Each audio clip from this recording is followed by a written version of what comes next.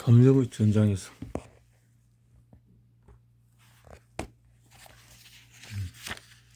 10장 4년이 지났지만 발견된 것은 아무것도 없었다. 도마크는 열심히 일했고 클라라는 열렬히 일했다. 화학자 클라라는 500여 가지 성분을 새로 합성했으며 의사 도마크는 각 성분을 세기 위해서 가장 위험한 세균 6가지를 실험 동물에게 주입하고 감염시키고 조사하고 결국 실험 동물을 희생시켜가면서 꼼꼼히 시험을 했다. 1931년 말이 되었을 때 그는 총 3,000가지 가까운 화학물질을 시험했는데 결과는 늘 같았다. 도마크의 실험 노트는 끝없는 좌절의 이야기를 들려준다. 동물 실험과 시험관 실험 둘 다 종료했다. 핵심적인 항균제를 찾겠다는 페를라인의 원대한 전략이 금세 성공하리라 예상한 사람은 아무도 없었다. 연구를 시작한 지 1927년에는 사정이 달랐다. 독일 경제는 회복하기 시작했고 인플레이션이 진정되었으며 독일은 생기를 되찾고 있었다. 하지만 1931년 말에는 전 세계가 불황의 늪에 빠져 있었고 돈이 바닥났고 일자리는 씨가 말랐으며 매출은 바닥이었다. 바이엘과 모 회사 이게 파르베는 짭짤한 신약이 필요했다. 자, 이렇게 한 가지 문제는 새로운 화학물질이 끊임없이 흘러든다는 것이었다. 이게 파르벤과 그 밖의 회사들에서 화학자들은 농업, 공업, 소비재를 위한 개량된 성분을 찾으면서 새로운 분자를 매달 수백 개씩 만들어내고 있었다. 이 분자들의 약효를 모조리 시험할 수는 없었다. 이미 제조된 화학물질을 검사하는 데만 도마크 같은 병리학자 100명과 100년의 기간이 필요했을 것이다. 그래도 도마크와 클라라는 화학물질을 선별하고 문헌을 읽고 학구적인 추측을 하고 학회에 참석하고 다른 연구자들이 밝혀낸 결과를 추적했다. 신약 연구 체계가 기생충 병에 효과가 있다면 결국은 세균성 질병에도 효과가 있으라는 것이 페를라인의 신념이었다. 첫 단추를 잘못 깨거나 막다른 골목에 다다르는 것은 감수해야 할 위험이었다. 12명의 연구진은 도마크의 새 실험실 옆에 자리 잡았으며 둘 사이는 어느 정도 소통이 이루어지고 있었다. 도마크가 출발점으로 삼은 것도 열대병 부서였다. 레일은 여러 아크릴된 염료를 도마크보다도 먼저 살펴보았으며 아조 염료라는 염료군도 죽기 전에 들여다보았다. 1930년대 후반에 금과 퀴닌 시험이 폐기된 뒤에 클라라는 아조 염료를 연구하기 시작했다. 염료. 아조 염료가 세균을 죽일 수 있다는 작은 실마리들이 처음부터 존재했다는 것이다. 아직 충분히 강력하진 않았지만 더 강력하게 만들 여지는 있었다. 처음부터 결과가 애간장을 태우는 바람에 아조 염료는 이따금 시험관에서 세균을 죽였으며 어떤 때에는 동물에게서 약한 효과를 나타냈다. 1931년 여름이 되자 더 큰 것들이 나타나기 시작했다. 도마크는 클라라가 바이올에서 합성한 487번째 화학물질을 다시 살펴보다가 이것은 클라라가 만든 약 100번째 아조 염료 파생물이 있으며 염소 원자가 달라붙어 있었다. 도마크가 시험하자 당혹스러운 결과가 나왔다.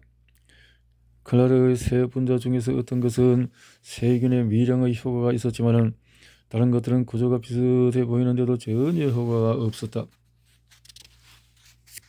9월 18일에 클라라는 K1-517을 실험실에 보냈다.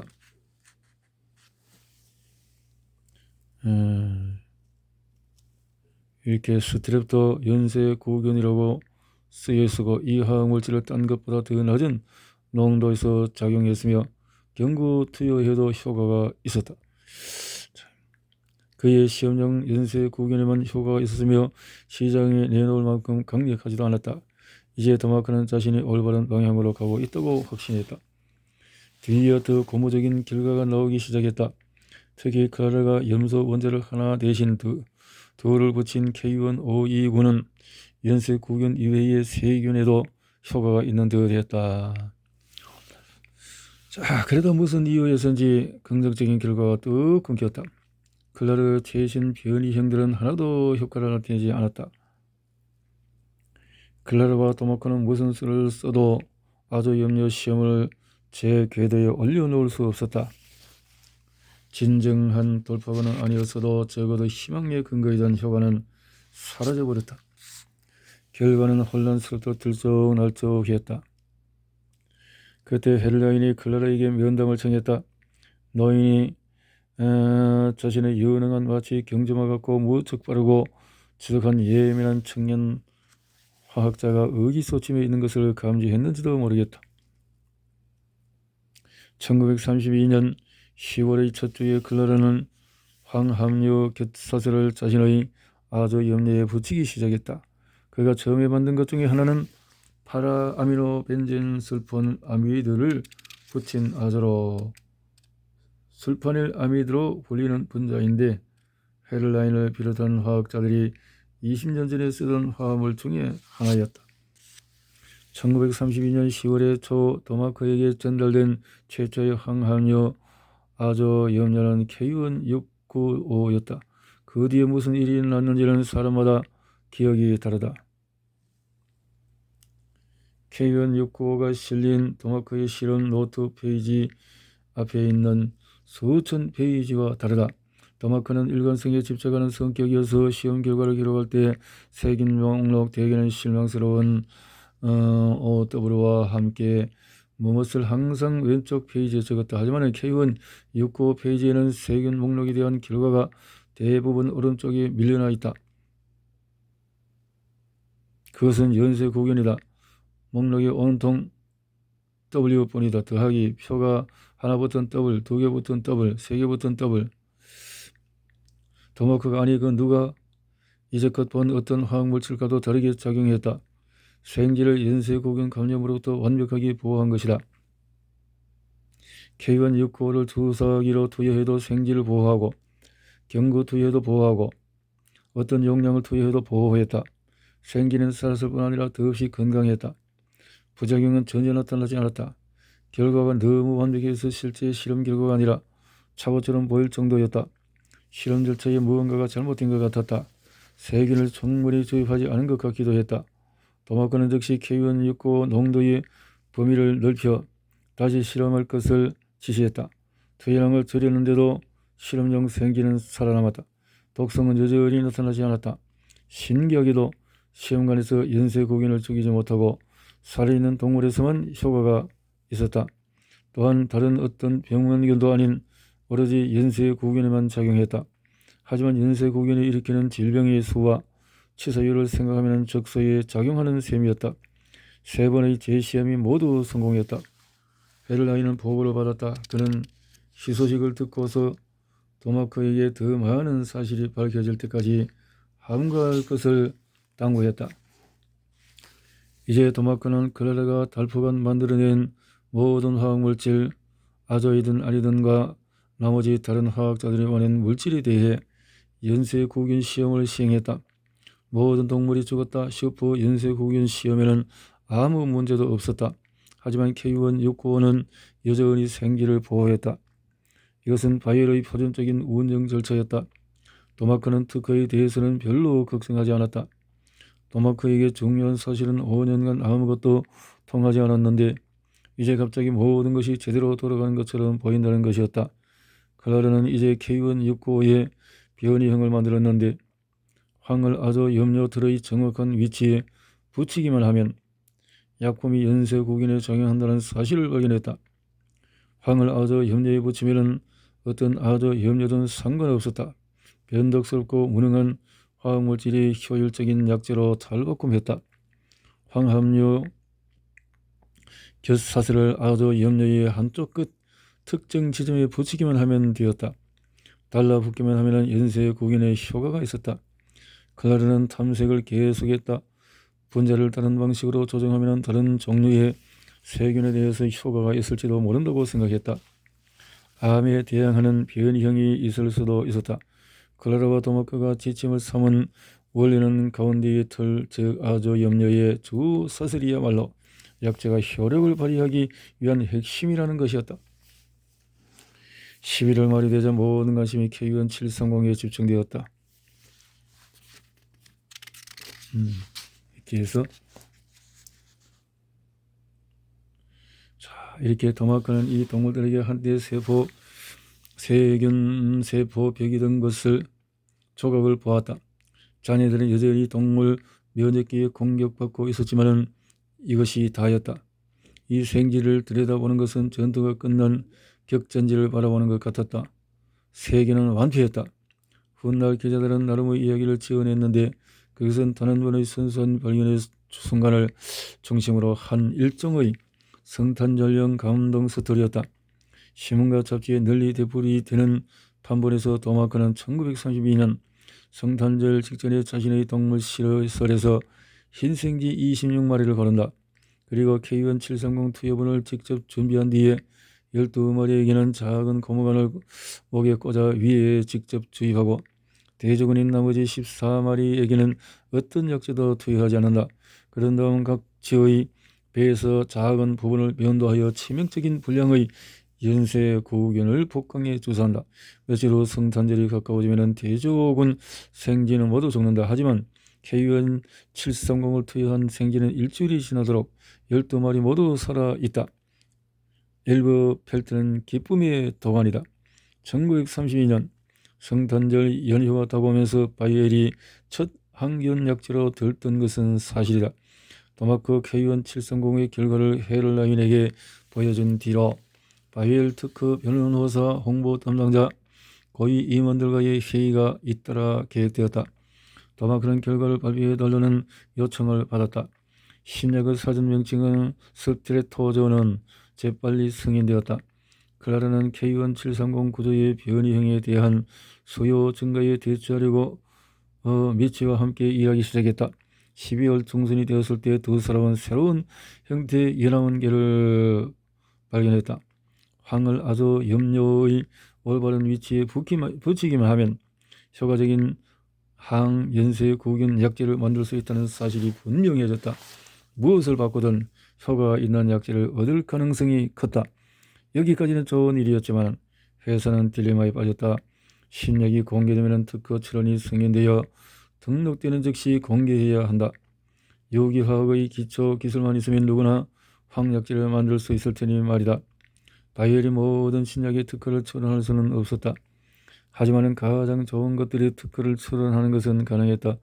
그래서 영업부에서 이 문제를 고심하는 동안에 클라라와 미치는 황합류 아조염료를 최대한 빨리 만들어냈다. 도마크는 어느 것이 가장 효과적인지 판단하는 임무를 맡았다. 언론에서 묘사한 것은 단 한 번의 결정적인 시험이지만 성탄절 연휴의 도마크 엘퍼 벨트 실험실은 KUN 730과 69 그리고 KUN 7137, 72, 7224, 75, 738, 745, 746에 대해서 연쇄구균 시험이 동시다발적으로 진행되고 있었다.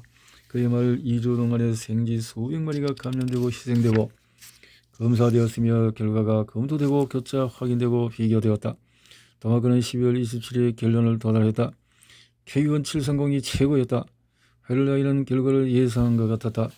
절차를 앞당기고 아마도 사안의 중대성을 강조하기 위해 KUN 730의 특허를 미리 준비해 뒀다가 1932년 성탄절 당일에 클라라와 미치의 이름으로 출원했으니 말이다.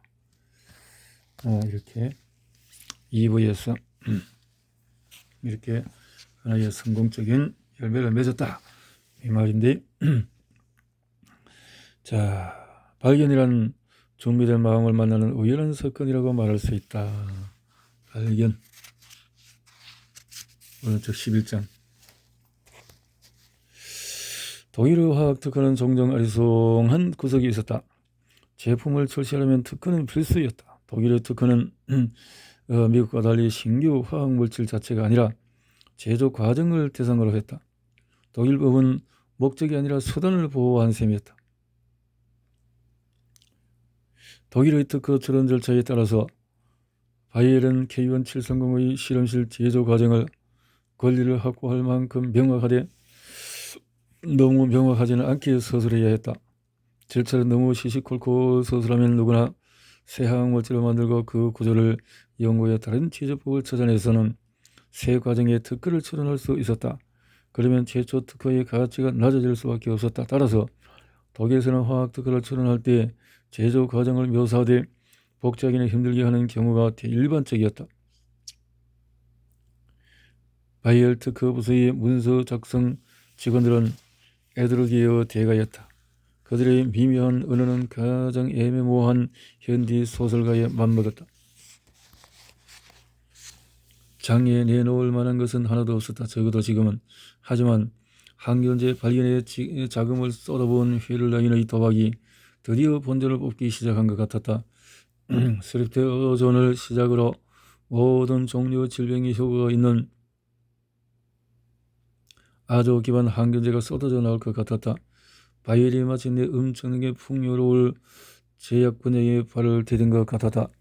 이어지는 실험들은 스트랩토존 자체에 초점을 맞춰서 처음의 결과를 확장 및 확인하고 약효의 하한선을 찾기 위해서 퇴량의 변화를 주고 실험 동물에 토끼를 추가했다.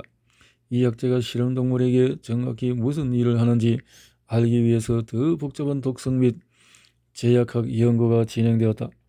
실험 결과는 스트랩토존이 연쇄 구견에 놀랍도록 효과적이며 동물에게 놀랍도록 안전하다는 사실을 재확인했다. 바이엘이 바를 수 있는 최상의 약제였다. 부작용은 매우 많은 양을 투여했을 때 신장에 사소한 영향을 미치는 정도였다. 스트랩토존은 위산에 녹지 않고 혈류에 쉽게 스며들었으며 재빨리 몸을 순환해 소변으로 배출되었다. 빨리 배출되면 조직에 쌓이지 않기 때문에 유리했다. 최악의 부작용은 독성과 다른 미용 쪽이었다. 염료가 실험동물의 피부를 며칠 동안 불그스름하게 물들인 것이다.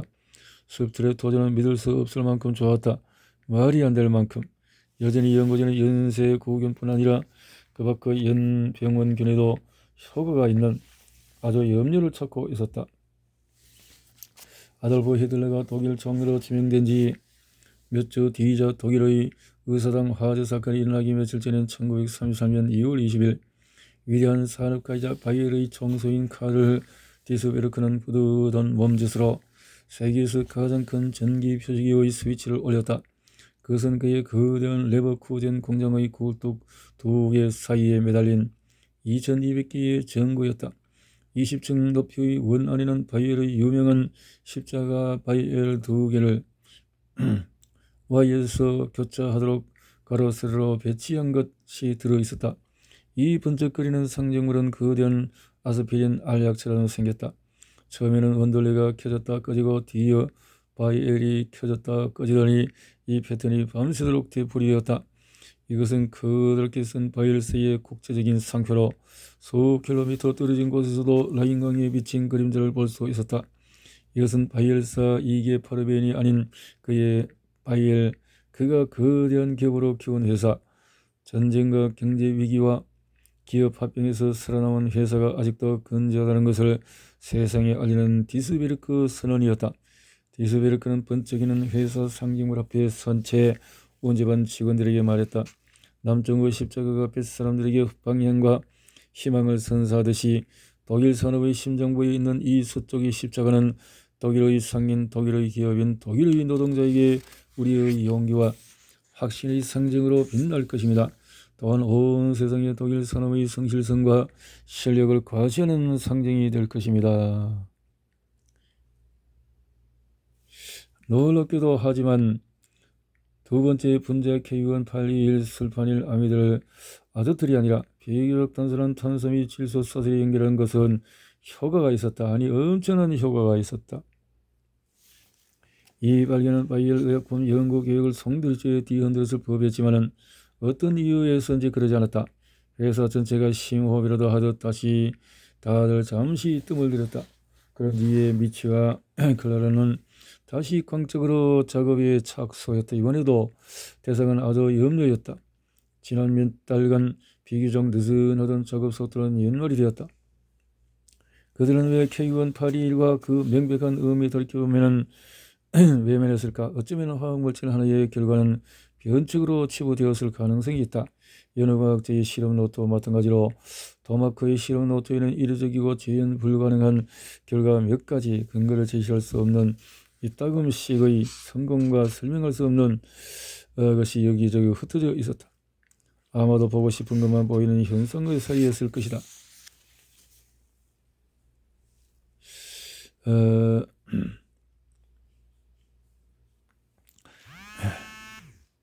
실은 바이엘 연구들도 자신들이 관찰한 결과와 아주 주서술이 아닌 황사절결에서 비롯한다는 사실과 그것이 의미하는 바 세계 최초의 혁신적인 항기제는 값싸고 특허 출원이 불가능한 평범한 화학물질이었다는 것을 깨달았을 가능성이 있다.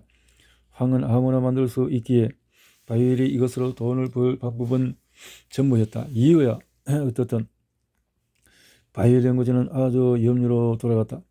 클라라와 미치는 1933년 마지막 7개월 동안에 새 아우저를 76개 만들었으며 그 중에 수상당수는 술파닐 아미드를 함유했다. 술파닐 아미드를 아주 염려에 넣지 않고 시험하려 했다는 공식 기록은 전혀 없다. 비아조 술파제는 다시는 토마크의 노트에 등장하지 않았다. 이 추세는 1934년에도 이어져 화학자들은 새로운 아주 염료를 쏟아내고 토마크는 이 염료들을 시험하고 스트랩토전을 재시험하고 또 재시험했다. 그는 연쇄 구균 병에 대한 새로운 동물 모형을 다듬고 있었는데 그것은 토끼에게 연쇄 구균성 관절 감염을 일으키는 것으로 이 또한 스트랩토전으로 치료할 수 있었다. 결과를 관찰하는 일은 매우 만족스러웠다. 관절이 고름으로 가득 차 괴상하게 부풀어 오른 최쇠약해져가 된 동물들이 단 며칠간 치료받고 나서 완전히 건강해진 것이다. 이번에는 아무리 고용량을 투여했어도 심각한 부작용은 전혀 없었고 장기 손상도 몸무게 감소도 없었다. 심장과 혈관은 멀쩡했고 혈액과 소변은 정상이었으며 혈압도 그대로였다. 스트랩토전이 독성학자들 말 맞다나 이례적으로 불반응성인 화합물 이미 다시금 입증되었다. 적어도 생쥐와 토끼에서는 인체에서는 사정이 다를 수도 있지만 그러나 한 가지 중대한 단점이 있었다. 스트랩토전은 고형으로 분쇄해 벽돌색 알약으로 만들기는 쉬웠지만 액체에 녹이기는 불가능에 가까웠다. 의식이 없거나 선망이 빠진 환자나 목이 부은 환자는 알약을 삼킬 수가 없었다. 액체로. 이 약제는 스테로돈 빌레 수용성이라고 불렸으며 시험에서 가루약과 같은 활성을 나타냈다. 희소식이 또 있었다. 바이엘은 천천히 신중하게 인간 환자를 대상으로 시험할 수 있도록 스테로토전을 보급하기 시작했다. 오늘날의 인체 신약 시험 이른바 임상시험은 매우 체계적인 절차로 확립된 윤리 환자의 동의를 구하는 규정, 자세한 안전 지침이 있다. 하지만 1933년에는 훨씬 머구잡이 시기였다. 신약을 찾아낸 의사나 화학자나 자신이나 동료 심지어 가족에게 시험하는 일이 비일비재했다. 약제의 효능이 커지고 부작용도 등달아 커지면서 안전이 입증되지 않은 새로운 화학물질을 인체에 시험하는 것에 대한 우려도 커졌다. 바이엘을 비롯한 유럽의 화학회사들은 대규모 인체 시험을 하려고 종종 아프리카에 갔다. 영국에서는 병사들을 이용했다. 미국에서는 죄수와 정신병원 입원 환자를 대상으로 시험했다. 스트랩토전은 이 중에 어떤 방법도 쓰지 않았다. 환자가 발생할 때마다 몰래 병원에 반입되었다. 토마크는 엘버펠트 공장 인근에서 자신이 아는 의사들에게 스트랩토전을 소개했고 의사들은 동료 의사들에게 소개했다. 성탄절 특허 출원 이후에 몇 주가 지나지 않아 연쇄구균을 치료할 수 있는 신약이 나왔다는 소문이 퍼지기 시작했다. 연쇄구균과 그 밖의 질병으로 죽어가는 환자들에게 스트랩토전을 쏘게 해달라는 간청하는 의사들의 편지가 토마크에게 답지하기 시작했다. 토마크는 인근의 병원 몇 곳에 개인적으로 샘플을 보냈다. 이렇게 도마크는 친구 필리프 클레이에게 스피리토전을 공급했다.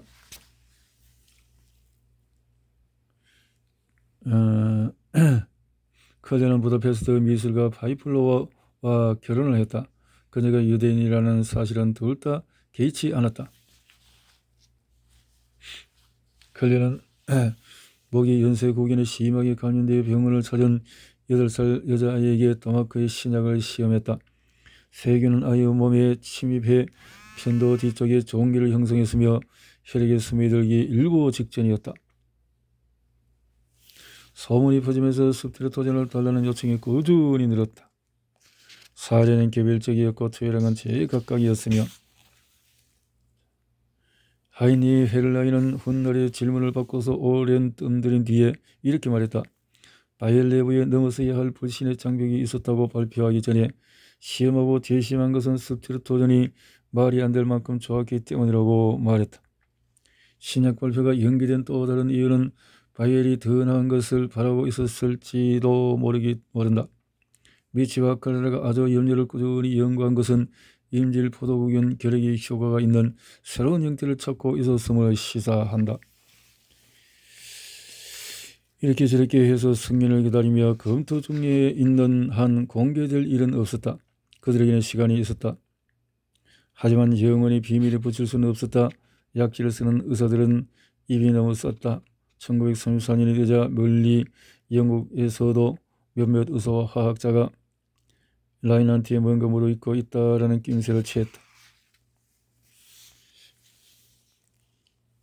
하지만 전혀 효과가 없진 않았다.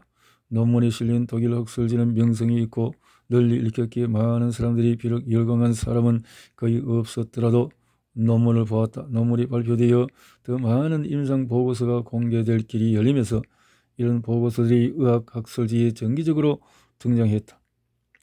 역사상 최초의 효과적인 항균 화학물질이라는 원전 꿈이 바야흐로 실현될 참이었다. 푸른 토질은 온갖 우려와 회의, 불신을 이겨내고 정말로 인간 질병을 치료하는 것처럼 보였다. 세균만을 정교하게 공략하는 무독성 내복 살균제, LD가 오랫동안 찾아 헤매던 자우버쿠켈이 마침내 발견되었다.